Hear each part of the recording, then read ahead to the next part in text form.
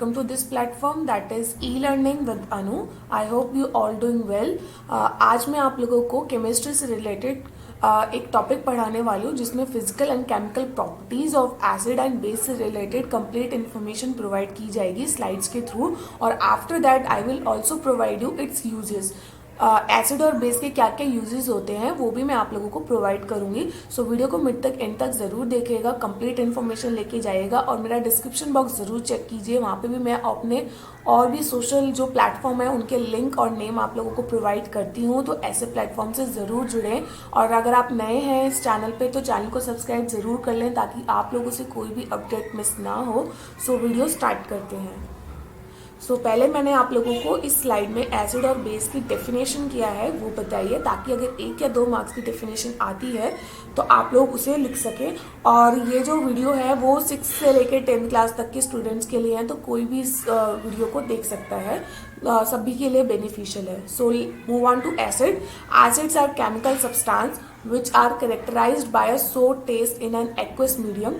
They have the tendency to turn blue litmus to red. So guys, मैंने आप लोगों को पहले भी एसिड और बेस से रिलेटेड शॉर्ट इन्फॉर्मेशन जो है वीडियोस के फॉर्म में प्रोवाइड कर चुकी हूँ। आप लोग मेरी जो पहले वाली वीडियोस है वो प्लेलिस्ट में जाके देख सकते हैं। सो एसिड जो होता है वो एक केमिकल सब्सटेंस है जिसका टेस्ट जो होता है वो सोर होता है एक्वस मीडियम में, मतलब पानी में जब मिलाते हैं उस मीडियम में इसका टेस्ट जो होता है वो सोर होता है, और इसकी टेंडेंसी होती है कि वो ब्लू लिटमस को रेड में बदल देती है। Okay, move on to base. Base are the chemical substances which are characterized by a bitter taste. तो बेस जो है केमिकल सब्सटेंस है that is characterized by its bitter taste. So taste कैसा होता है? Bitter and are slippery to the touch. और अगर हम टच करते हैं बेस को तो वो स्लिपरी होता है, जैसे सोप होती है, सोप जो होती है वो स्लिपरी होती है जब उसे टच करते हैं, तो उसी तरीके से बेस जो होता है वो स्लिपरी होता है नेचर में। Some bases are soluble in water while others are not. कुछ बेसिस ऐसे होते हैं जो सोल्यूबल होते हैं, जो पानी में घुल जाते हैं, और कुछ ऐसे होते हैं जो पानी में नहीं घुलते हैं। Move on to next slide. अब देखते हैं फिजिकल प्रॉपर्टीज ऑफ एसिड्स क्या क्या होती है। सो पहले जो है वो डेफिनेशन आती है, सेकंड जो है वो फिजिकल प्रॉपर्टीज आती है एसिड और बेस की, थर्ड जो होता है वो केमिकल प्रॉपर्टीज आती है, और फिर उसके बाद आता है यूजेस। तो मैंने आपको एक एक फॉर्म में इंफॉर्मेशन प्रोवाइड की है। तो प्रॉपर्टीज देख लेते हैं एसिड्स की। Physical properties. Mineral acids are colourless liquid but sometimes sulphuric acid becomes yellow due to impurities. जो मिनरल एसिड होते हैं वो कलरलेस लिक्विड होते हैं, बट सल्फ्यूरिक एसिड एक ऐसा एसिड है जो येलो हो जाता है अगर उसमें इम्प्योरिटीज आ जाती है। इम्प्योरिटीज लाइक अगर उसे एयर में रख दें तो उसको कंटेमिनेट हो जाता है, गंदा हो जाता है, तो इसी वजह से उसमें इम्प्योरिटीज आ जाती है। Move on to next. Some organic acids are white coloured solid. और कुछ ऑर्गेनिक एसिड्स होते हैं जो वाइट होते हैं अगर वो सॉलिड फॉर्म में होते हैं। ठीक है, अब टेस्ट मैंने आप लोगों को बता ही दिया, सोर होता है टेस्ट में, और थर्ड पॉइंट जो है वो सोल्यूबल होता है वाटर में। Move on to fourth. Once the acid binds to the base it becomes neutral substance. जब एसिड बाइंड कर जाता है, मिल जाता है बेस के साथ, तो वो उस सब्सटेंस को न्यूट्रल कर देता है, ना तो वो एसिड रहता है ना वो बेस रहता। ठीक है, move on to fifth point. Acid conduct electricity. So acid में भी हम इलेक्ट्रिसिटी कंडक्ट करा सकते हैं। Move on to sixth point. Acids are sticky in nature. तो ये स्टिकी होते हैं, फिसलते नहीं, स्लिपरी नेचर के नहीं होते हैं। Okay, and last point is its example. Examples में like urine, sulphuric acid, hydrochloric acid, और आप और भी कोई एग्जाम्पल लिख सकते हैं जो आपको आता है। सो ये पॉइंट्स काफी इंपॉर्टेंट है। सो वीडियो को मिड तक एंड तक जरूर देखिएगा। Move on to next point. अब हम फिजिकल प्रॉपर्टीज ऑफ बेस कर लेते हैं। ठीक है, बेस जो होते हैं वो कलरलेस होते हैं except the hydroxide of iron and copper.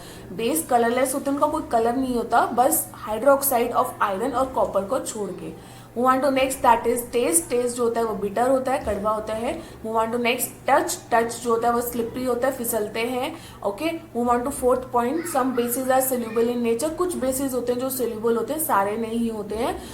Fifth point. Bases conduct electricity. So जो बेस है वो इलेक्ट्रिसिटी भी कंडक्ट कर सकते हैं। सो ये पॉइंट एसिड में भी था कि एसिड भी कंडक्ट करा सकते हैं electricity. Move on to sixth point that is example. Examples are toothpaste, bleach, cleaning agent, lime water, ammonia water and sodium hydroxide. These are some examples of bases.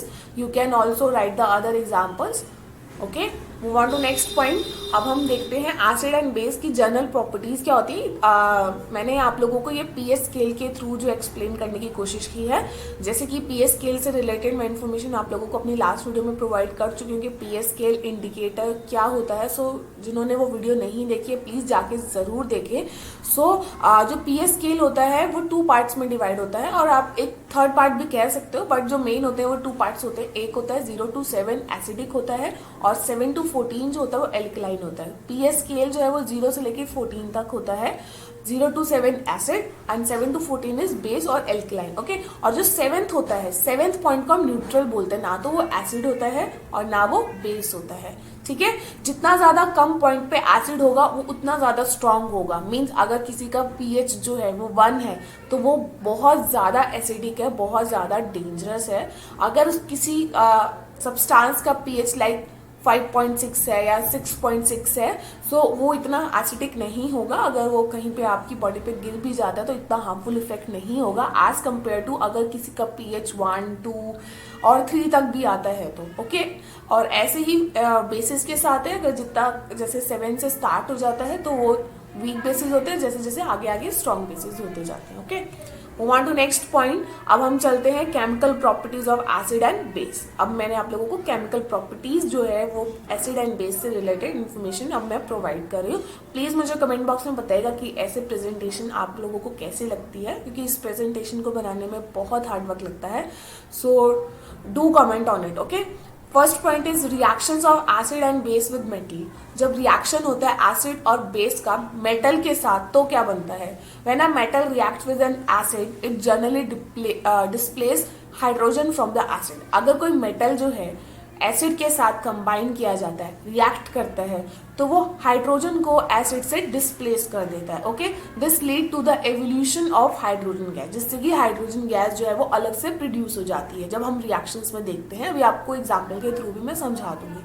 The metal combine with the remaining part of acid to form a salt. और जो metal रह जाता है acid के साथ और metal जोड़ के वो सॉल्ट बना देता है। ओके, अब हम एग्जांपल देख लेते हैं, जैसे कि for example reaction of sulphuric acid with zinc. Okay, और एक और एग्जांपल है H2SO4 hydrochloric acid plus Zn zinc. ठीक है, जब हमने जिंक को हाइड्रोक्लोरिक एसिड के साथ कंबाइन किया तो ZnSO4 मीन्स SO4 जो है वो वीक है, दैट्स वाई वो Zn के साथ आ गया, तो ZnSO4 हो गया और जो हाइड्रोजन गैस है वो अलग से हो गई। यही हमने पढ़ा था कि जब मेटल के साथ एसिड हमारा H2SO4 हो गया, ये हमारा मेटल हो गया, जिंक मेटल हो गया।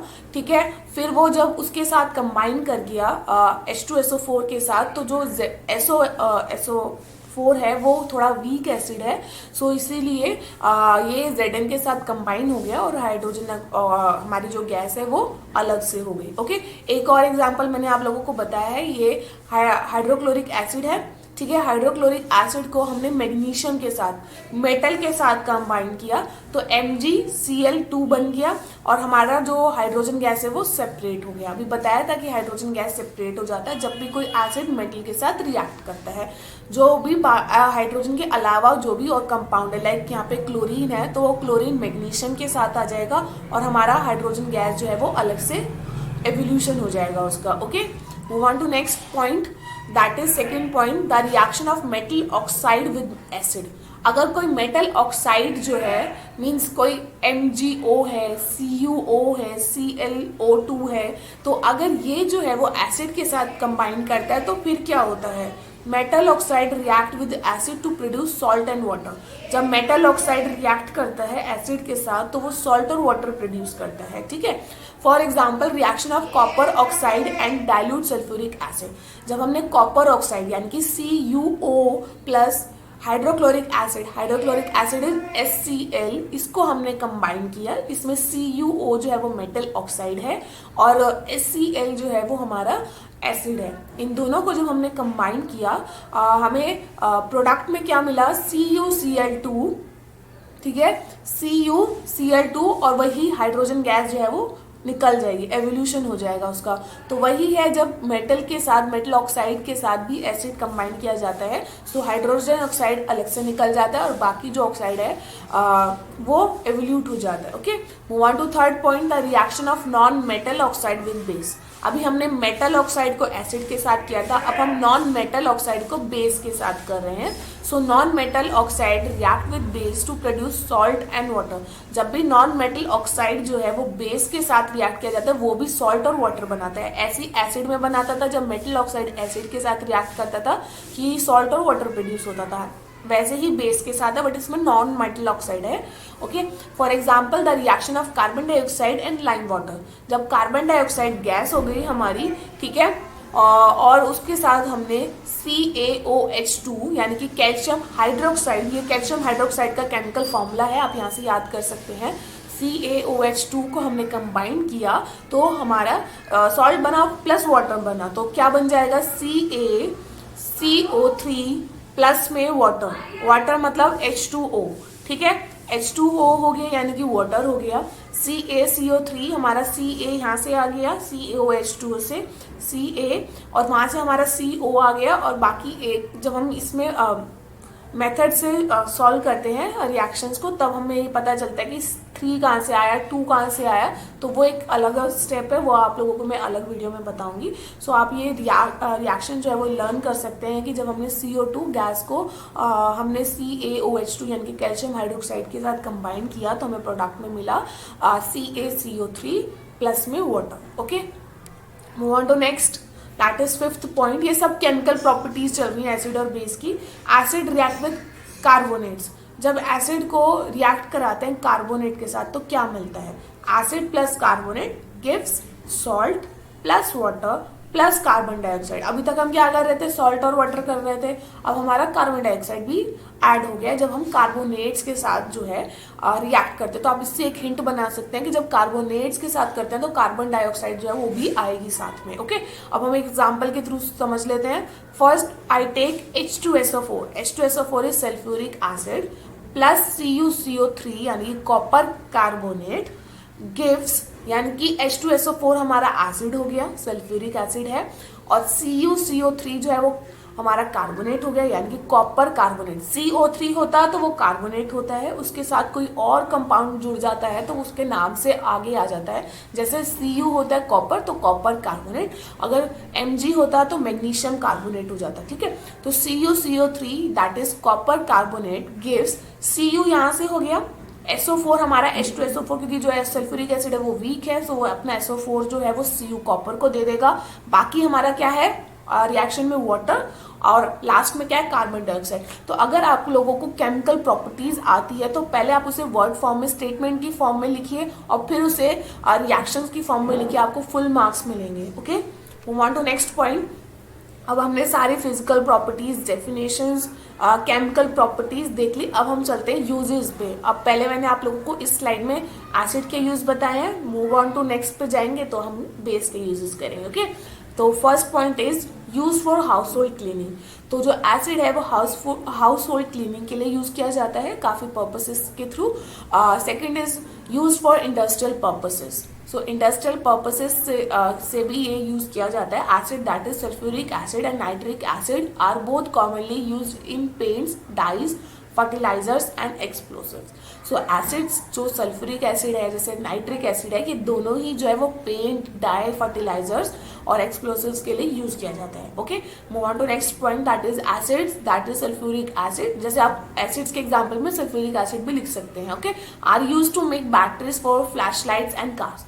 तो फ्लैश लाइट्स और कार की लाइट के लिए, बैटरीज के लिए एसिड यानी कि सल्फ्यूरिक एसिड का यूज किया जाता है। Sulphuric acid is also use in mineral processing.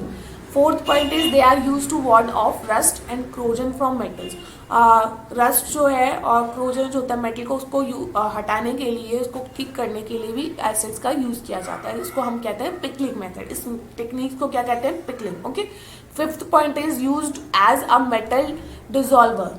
Hydrochloric acid is used to make aqua regia that assist in dissolving noble metals like platinum and gold. So platinum and gold like hydrochloric acid जो है वो use किया जाता है ताकि उसे dissolve किया जा सके उस मेटल को. Okay, move on to next, that is uses of base. So हम अब आ चुके हैं बेस के यूजेस पे. First point is sodium hydroxide is used in manufacturing soap, synthetic fiber, rayon and paper, and it is also used in manufacturing some medicines and petroleum refining, in cleaning sinks, oven and drains. Okay, so जो sodium hydroxide है वो काफ़ी ज़्यादा manufacturing में use होता है, like soap का, synthetic fibre का, रेयन, पेपर के यूज़ में हमारा सोडियम हाइड्रोक्साइड जो है वो यूज़ होता है. आप sodium hydroxide NaSCO3 that is sodium bicarbonate और अमोनियम हाइड्रोक्साइड भी एग्जाम्पल्स में लिख सकते हैं. ओके, तो अवन की क्लीनिंग सिंक्स और ड्रेन में भी ये यूज़ किया जाता है. Second point is sodium bicarbonate is used in toothpaste, fire extinguisher and baking soda. तो सोडियम बाइकार्बोनेट जो है वो इन सब चीज़ों में यूज किया जाता है. Move on to next point, that is third point, that is alkalis bases are use in alkaline batteries like potassium hydroxide. They are also use in antiperspirant, armpit, deodorant and neutralizing soil acidity. So alkalis जो है वो alkaline batteries में भी use किया जाता है और काफ़ी डिओड्रेंट और न्यूट्रलाइजिंग सॉइल एसिडिटी में भी यूज किया जाता है. Move on to last point, ammonium hydroxide that is NH4OH is used to clean grease stain from clothes. अगर ग्रीज लग जाता है क्लोथ्स पे तो अमोनियम हाइड्रोक्साइड जो है वो यूज़ किया जाता है ताकि उस ग्रीज को रिमूव किया जा सके. सो आप लोग जैसे ये नेम है अमोनियम हाइड्रोक्साइड, तो उसका केमिकल फॉर्मूला भी आना चाहिए. इससे जो है आंसर काफ़ी अच्छा हो जाता है और टीचर को भी लगता है कि हाँ स्टूडेंट को आंसर अच्छे से आता है. सो अगर आप इस फॉर्म में आंसर्स लिखते हैं, अगर आपको यूजेज आता है बेसिस का, तो अगर 2 पॉइंट्स का आता है यानी कि 2 मार्क्स का आता है तो एटलीस्ट 4 पॉइंट्स लिखिए. जितने भी मार्क्स का आता है उससे डबल पॉइंट्स लिखिए तो आपको पूरे मार्क्स मिलेंगे. Okay, move on to next. अब हम डिफरेंस करते हैं. ये आप लोगों के लिए मैंने एक सरप्राइज रखा था कि मैं आप लोगों को एक डिफरेंस भी प्रोवाइड कर दूंगी स्लाइड्स में. तो देख लेते हैं difference between acid and bases क्या है. मैंने इस टेबल की फॉर्म में आप लोगों को पूरे अच्छे से एक्सप्लेन करा. अगर आप ये टेबल याद कर लेंगे तो आपको एसिड भी याद हो जाएगा और बेस भी याद हो जाएगा. सो स्टार्ट करते हैं. First is definition. So definition of acid is a substance mostly liquid that donates proton or accept an electron pair in reaction. And acid increase the concentration of H plus ion. So एक acid एक ऐसा substance है जो proton को donate भी करता है और एक्सेप्ट करता है इलेक्ट्रॉन को. और ये अलग डेफिनेशन है और बाकी जो स्टार्टिंग में मैंने आप लोगों को डेफिनेशन बताई थी वो भी आप लिख सकते हैं. दोनों ही करेक्ट है. बेस की क्या है? Base is a substance that release hydroxide. Base एक ऐसा सब्सटेंस है जो रिलीज करता है हाइड्रोक्साइड को. ओके, और एक्वस सोल्यूशन में. और donate electron and accept proton. इसमें उल्टा है. जैसे एसिड में क्या था, प्रोटोन जो है वो डोनेट करता है और इलेक्ट्रॉन एक्सेप्ट करता है, बट इसमें डोनेट करता है इलेक्ट्रॉन और प्रोटोन को एक्सेप्ट करता है. Okay, move on to next, that is second point pH. मैंने आप लोगों को बताया था कि लेस देन 7 होता है एसिड का और बेस का जो होता है पीएच वो मोर देन 7 होता है. Okay, next point is litmus paper test. Litmus paper test भी I also told you. Turn blue litmus paper to red colour. जो लिटमस पेपर एसिड के लिए यूज किया जाता है उसमें ब्लू लिटमस जो से रेड लिटमस हो जाता है तो वो एसिड है. और अगर बेस पे चले, turn red litmus paper to blue colour. और अगर रेड लिटमस पेपर जो ब्लू कलर में हो गया तो वो बेस है. Okay, move on to next point और next slide, that is fourth point, Bronsted Lowry definition. So उनके हिसाब से डेफिनेशन क्या है एसिड की? An acid is a proton donor. जो एसिड है वो प्रोटोन को डोनेट करता है. ओके, और जो बेस है वो एक्सेप्ट करता है. Move on to fifth point, that is strength. Strength is depends on the concentration of hydronium ion. जो स्ट्रेंथ है मीन्स एसिड की स्ट्रेंथ किस पर डिपेंड है? हाइड्रोनियम आयन मतलब H प्लस आयन पर डिपेंड करती है. और बेस की स्ट्रेंथ किस पर डिपेंड करती है? Hydroxide ions that is OH ions पे. ठीक है, move on to sixth point, that is phenolphthalein indicator. मैंने इंडिकेटर से रिलेटेड भी बहुत इंपॉर्टेंट इन्फॉर्मेशन आपको अपनी लास्ट वीडियो में प्रोवाइड की थी. प्लीज़ वो वीडियो जाके ज़रूर देखें, बहुत इंपॉर्टेंट वीडियो है. सो फिनोल्फ्थालीन इंडिकेटर जो है, N acid remains colourless. Acid में अगर फिनोल्फ्थालीन एसिड्स हम मिलाते हैं तो उसमें एसिड का कलर जो होता है वो कलरलेस होता है, और वहीं पे अगर हमारे लास्ट रिएक्शन में बेस में पिंक कलर आ जाता है तो वो हमें इंडिकेट करता है कि ये जो सोल्यूशन है वो बेस है। Okay, move on to seventh point, that is chemical formula. Chemical formula में the chemical formula begins with H in the case of acid, that is for example hydrochloric acid. अगर कोई chemical formula है वो H से start हो रहा है तो वो हमारा क्या होगा, एसिड होगा, like hydrochloric acid that is HCl। और अगर केमिकल फॉर्मूला एंड हो रहा है OH से, ठीक है, लाइक सोडियम हाइड्रोक्साइड, तो सोडियम हाइड्रोक्साइड का केमिकल फॉर्मूला होता है NaOH, Na इज सोडियम और हाइड्रोक्साइड इज OH, तो OH से एंड हो रहा है तो वो हमारा क्या है, बेस है। Move on to next point, that is uses. Used as a household cleaning agent in carbonate drinks, processing leather and in preservatives and fertilizers, that are the uses of acids। और अभी आप लोगों को मैंने इससे पहले वाली स्लाइड्स में भी एसिड्स के यूजेस बताए, तो आप वो लोग चीज़ें भी पुट कर सकते हो। बेस पे चलते हैं, use in soap, detergent, gastric medicine, anti acids. तो ये एंटी एसिड्स जो आप जैसे वो लेते हो, इनो लेते हो, इन सब में जो ये गैस इवॉल्व होती है वो बेस ही होती है। सो ये सारे जो यूजेस थे एसिड और बेस के, काफ़ी इंपॉर्टेंट यूजेस हैं। टेबल के फॉर्म में लिखेंगे तो और भी अच्छा है। अब मैंने थोड़ा सा लास्ट में आप लोगों को थोड़ी सी इन्फॉर्मेशन और प्रोवाइड करी है।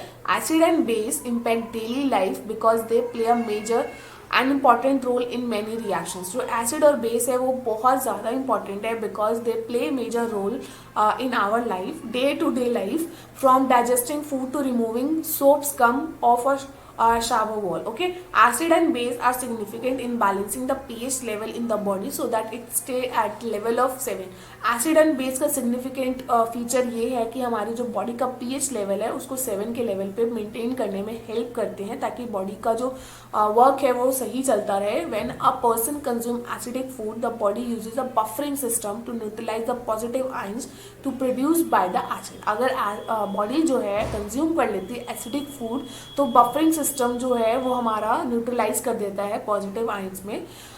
On the other hand, bases are required to regulate and control the body from becoming too alkaline। अगर हमारी बॉडी बहुत ज़्यादा एल्कलाइन ना हो जाए, बेसिक ना हो जाए, तो बेस जो है वो इसलिए यूज़ किया जाता है ताकि उस चीज़ को रेगुलेट कर सके एंड कंट्रोल कर सके।